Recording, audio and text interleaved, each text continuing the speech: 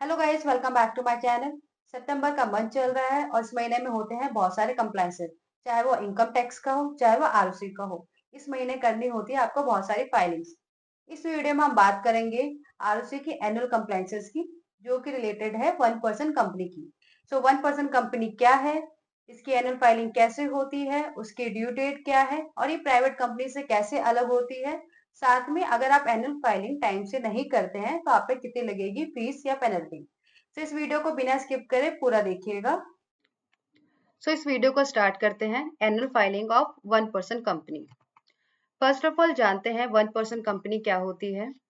1% company की definition given है section 2 subsection 62 के अंदर। 1% कंपनी जिसमें सिर्फ और सिर्फ एक ही मेंबर होता है। इंटरप्रेन्योर्स जिनका बिजनेस बहुत ही अर्ली स्टेजेस पे होता है, वो सोल प्रोप्राइटरशिप ना बना के ओपीसी को प्रेफर करते हैं, क्योंकि ओपीसी के अपने कुछ एडवांटेजेस होते हैं। 1% कंपनी के फीचर्स क्या है, आइए जानते हैं। 1% कंपनी प्राइवेट कंपनी होती है। Second, single member. 1% कंपनी में सिर्फ एक ही मेंबर या एक ही शेयर होल्डर होता है, not like private companies. 1% company में आपको एक नॉमिनी अपॉइंट करना होता है। Fourth point, no perpetual succession, minimum 1 director. 1% company में आपके पास कम से कम एक डायरेक्टर होना जरूरी होता है और मैक्सिमम 15 डायरेक्टर्स हो सकते हैं। प्राइवेट कंपनीज में यही आपको कम से कम 2 डायरेक्टर्स अपॉइंट करने होते हैं। स्पेशल प्रिविलेजेस, 1% कंपनी को कंपनीज एक्ट में कुछ एग्जम्पशंस मिलती है, आगे की वीडियोस में देखते हैं। अब हम देखेंगे क्या क्या प्रिविलेजेस मिलते हैं 1% कंपनी को। First of all, easy process of incorporation. इसका इनकॉर्पोरेशन करना बहुत ही इजी होता है। जब भी हम फाइनेंशियल स्टेटमेंट्स बनाते हैं कंपनीज की, तो उसके अंदर कैश फ्लो स्टेटमेंट बनाना मैंडेटरी होता है। बट अगर आपकी 1% कंपनी है तो आपको कैश फ्लो स्टेटमेंट बनाने की नीड नहीं है। थर्ड बेनिफिट, आपको एजीएम होल्ड करने की रिक्वायरमेंट नहीं होती है। फोर्थ पॉइंट, आप पे इंडिपेंडेंट डायरेक्टर्स वाले जो प्रोविजन है वो अप्लाई नहीं होते हैं।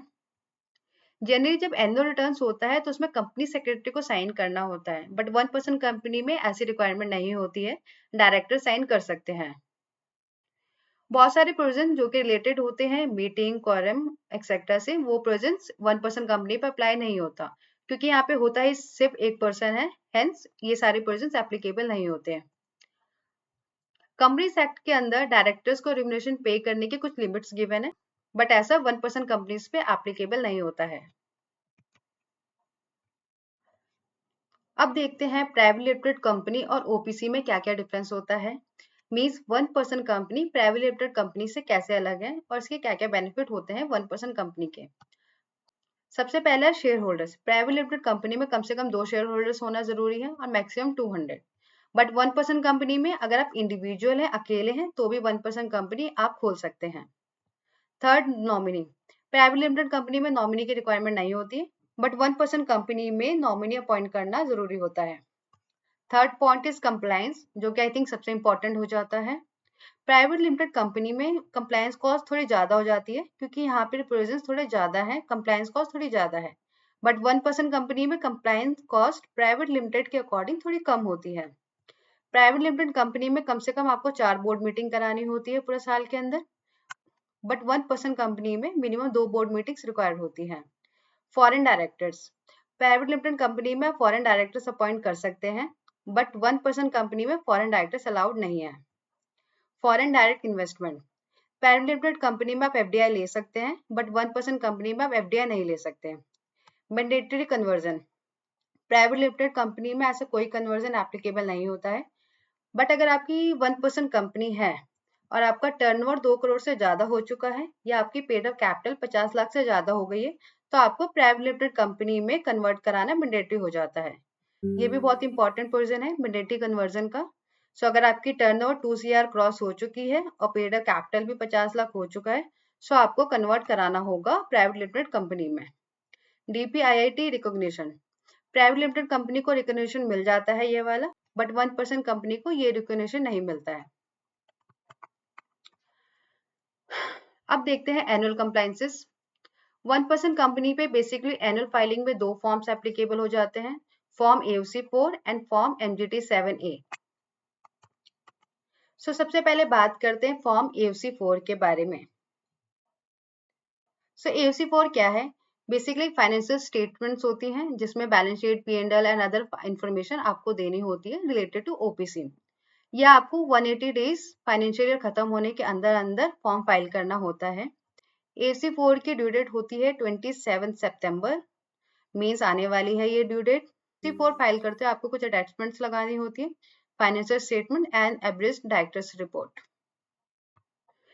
यहाँ पे आपको एक चीज और बताना चाहेंगे, 1% कंपनी में क्योंकि 1% होता है तो उसको एजीएम होल्ड करने की नीड नहीं होती है, बट स्टिल अगर आपको एजीएम वॉलंटरी होल्ड करना है तो आपको ड्यू डेट से पहले करनी होगी।